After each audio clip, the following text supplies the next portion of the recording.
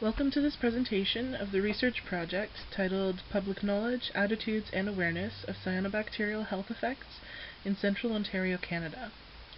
My name is MadrickK, and I am a recent graduate of the Laurentian University Master's Program for Interdisciplinary Health.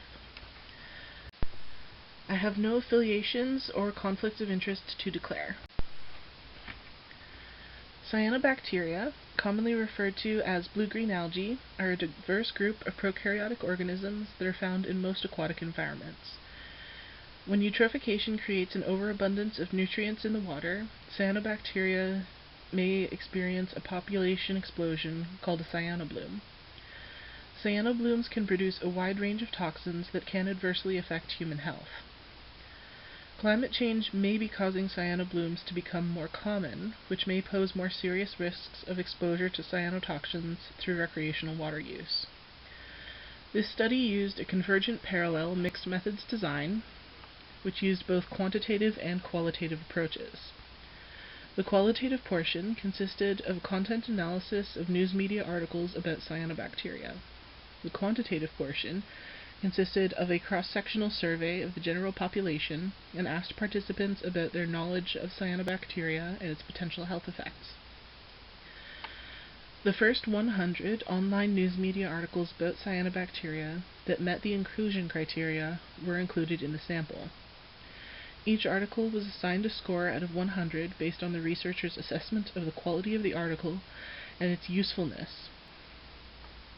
The survey targeted adults who lived in or visited the Simcoe-Muskoka area and resulted in 110 responses.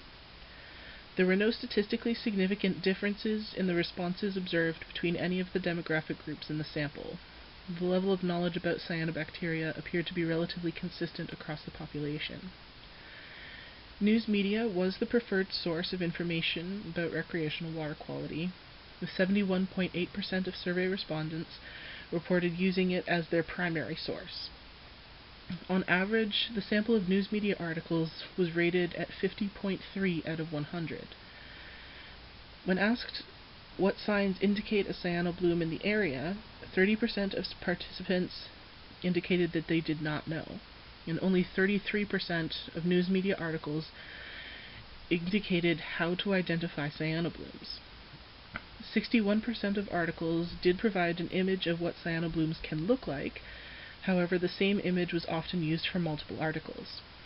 Participants were asked to rate their confidence in their ability to identify a cyanobloom, with the average rating being 21 out of 100.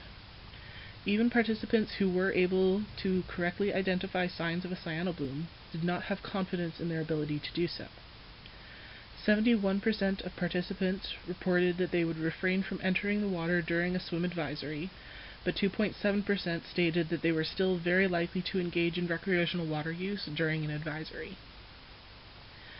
The variation in the quality of information in the news media suggests that there is more that can be done to effectively communicate details about cyanobacteria. This may also indicate that people who relied on the news media for information were lacking the knowledge needed to make proper preventative measures. This possibility is reinforced by the survey findings that showed that participants had low confidence in their knowledge of cyanobacteria. Most news media articles paraphrased a standard press release template from the Health Unit.